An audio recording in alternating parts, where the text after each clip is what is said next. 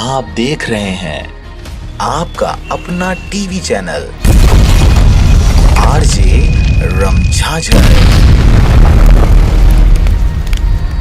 जज्बात के रंग भरोसा के संग।